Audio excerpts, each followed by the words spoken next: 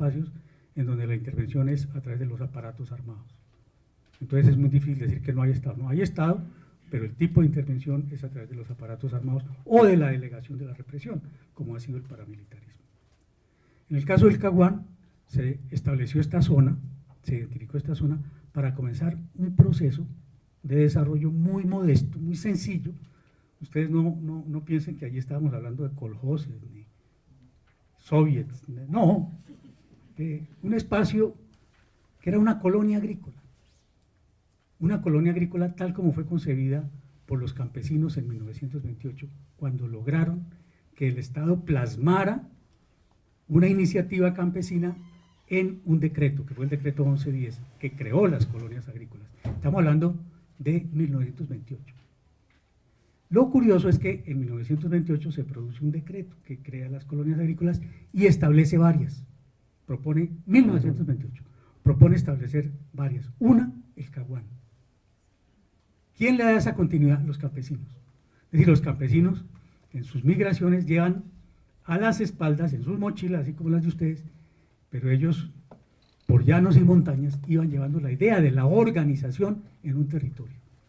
Esto lo quiero dejar bien clarito, que los campesinos construyeron esa figura, comunidades organizadas con territorio. Eso fueron las colonias agrícolas del 28 y eso viene a nacer las figuras de las zonas de reserva campesina, que están ahí en el acuerdo con una cierta fuerza.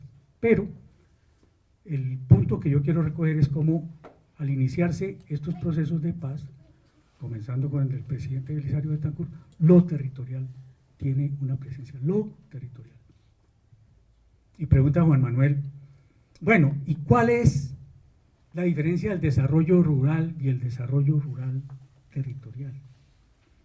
Me parece que aquí hay que refrescarle a ustedes, muchachas y muchachos, la historia. Es que esto es historia, toda esta vaina es historia, es historia.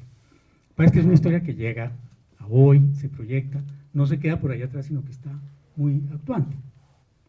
Y la pregunta de Juan Manuel me remite necesariamente a otro momento de nuestra complejísima historia del desenvolvimiento de lo rural. En los fines de los años 70, el gobierno impulsa un programa que fue inicialmente creado por el Banco Mundial, los programas de desarrollo rural integrado, los DRI, desarrollo rural. Allí no estábamos hablando de territorio, pero la esencia de esos programas, que fueron muy importantes, tan importantes que hoy los tenemos que recoger, y lo estamos tratando de recoger en el acuerdo, tan importantes porque el Estado, digamos, después de años de desastres como los que estamos viviendo hoy, se dio cuenta, y esto con el apoyo pues, del Banco Mundial, en fin, de que había que lograr una proyección muy articulada del acompañamiento del Estado con las comunidades, en territorios concretos. Ese caso del TRI me encantaría retrabajarlo con ustedes porque fue, miren, me enternece hablar de eso porque era tan interesante ver comunidades que impulsaban sus comités veredales y sus comités distritales de DRI para negociar los recursos con el Estado. Y el Estado, a través de Planeación Nacional, agarraba a esas entidades díscolas que hemos tenido nosotros, que son los institutos, que ya se están acabando. Gracias a Dios, nuestro amo, que es bueno, querido, grande, están acabando los institutos porque eran el horror. Fueron creados con una idea, digamos, de impulsar procesos técnicos y se volvieron, obviamente, cot de casa de la politiquería, esa que suena por ahí, Odebrecht, todas esas cositas. Toda esa politiquería agarró esos institutos y los despedazó, los volvió nada. Pero lo que sí teníamos como una experiencia interesante es que desde el nivel central se jalonó la asignación de recursos, es decir, se obligó a las instituciones, inclusive a los gobiernos departamentales y municipales, a colocar recursos, concentrar los recursos en iniciativas, oigan de esto, en iniciativas que las comunidades iban identificando. Es decir, las comunidades iban identificando por dónde empezar y llegaba a la convergencia de recursos del Estado. Fue tan bueno esto que lo acabaron en 3 años. Claro, se dieron cuenta que por ahí no era. Es decir, en la cúpula de los partidos, etcétera, se dieron cuenta que esa vaina era muy peligrosa. Comunidades organizadas con territorio eran algo muy peligroso en este país. Y desafortunadamente el gobierno siguiente se encargó minuciosamente de desbaratarlo. Quedó el nombre por ahí en alguna papelería, yo no sé en dónde quedó, pero de todas maneras lograron desbaratar esa idea que iba tomando velocidad y ritmo entre nosotros. Les digo, no se hablaba de lo territorial. Es decir, allí, respondiendo un poco a la pregunta de Juan Manuel, no se decía, era desarrollo rural territorial, no se hablaba de eso, pero se hacía en los territorios. Se hacía conscientemente en los territorios. Después de eso vino el olvido. Hubo un intento que fueron los planes de rehabilitación. El PNR, que precisamente trató de replicar esa idea, pero eso se desbarató muy rápidamente por la misma dinámica política y económica. Teníamos además un problema muy grave, que era la entrada del narcotráfico en serio en este país. Y ese es un tema que lo tenemos que manejar, tenemos que entender. Que yo no sé si ustedes han pensado los paralelos que se están dando, por ejemplo, entre la guerra que vivimos aquí y la guerra en México. ¿Y cuál es el papel del narcotráfico en esa guerra?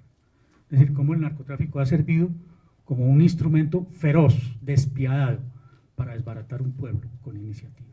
Eso pasó en México. Ustedes ven que difícilmente en México se desarrollan procesos organizativos, digamos, con proyección. Porque sobre eso está gravitando el narcotráfico y el paramilitarismo en México. Es decir, la fórmula fue muy buena para ellos. Pero la guerra del narcotráfico que nosotros vivimos se estudió cuidadosamente, se manejó y luego se puso en práctica en México, con éxito, porque ahí está México desbaratado, como quedamos nosotros. Entonces esa experiencia de los planes de rehabilitación del PNR también resultó afectada por el narcotráfico. Y seguimos en una historia de tragedias terribles que de las que no hemos podido salir y que a lo que conducen es a la guerra, la profundización de la guerra, porque la guerra la estamos viviendo hace años, 60 años por decirlo menos.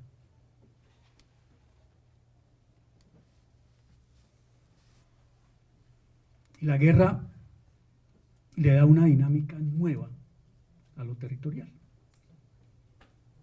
La guerra le da una dinámica nueva a lo territorial. Una guerra de guerrillas fundamentalmente es una guerra que se desarrolla en espacios concretos y se desarrolla dentro de una asimetría impresionante. Impresionante porque nosotros vivimos un proceso larvado de mucho tiempo, muy campesino, en el que hay un enfrentamiento con poderes históricos, los poderes de la tierra, los grandes poderes de la tierra, poderes económicos y políticos de la tierra, que cada vez gravitan más. Y el campesinado en resistencia, pero con la intervención en este momento, más pavorosa, la intervención más pavorosa, es decir, los Estados Unidos, la primera potencia militar del mundo, metida en esta guerra, con toda su capacidad militar, con toda la capacidad. Es decir, aquí teníamos satélites, teníamos sistemas de comunicaciones, armamento sofisticado, y no solamente de los Estados Unidos, sino de Inglaterra e Israel. No estoy acusando al pueblo judío, al gobierno sionista de Israel. Y esa fue la guerra que tuvimos que vivir acá. Esa guerra, muy asimétrica, finalmente tuvo que darle salida a la búsqueda de una alternativa política. Lo que era claro era que por la vía de las armas no se iba a ganar esta guerra. Eso fue lo que quedó claro. Se puede decir todo lo que se quiera, pero lo cierto es que por la vía armada, por la vía de las armas, no se iba a ganar esta y se abre paso a una negociación. Y esa negociación, ¿por qué empieza? Primero, por el reconocimiento de lo rural y lo agrario. Punto 1 de la agenda. Yo digo, no es porque empiece por A, lo de agrario, es porque empieza mucho. Y la misión hace un reconocimiento que a mí me parece importantísimo, porque dice, bueno, trabajamos el campo porque esa es la principal fuente del conflicto en Colombia. Es decir, hay un reconocimiento que se tuvo silenciado durante mucho tiempo. No, el campo no existe. No, sí existe. Y es una situación muy complicada la que nos presenta el campo. Entonces ahí vuelve y aparece lo territorial. Pero, fíjense ustedes, lo interesante es que no es el resultado de una reflexión y de una planificación que viene desde los ámbitos, llamémoslos tecnocráticos, del Banco Mundial, etcétera. No, es el resultado de la conversación entre el sector de la insurgencia y lo que representa esa insurgencia y el Estado.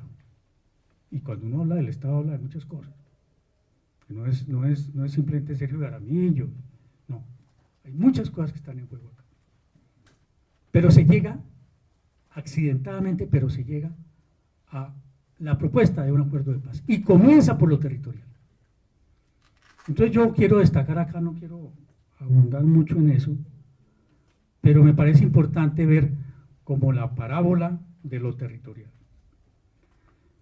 La parábola de lo territorial para tratar de resolver los problemas del campo.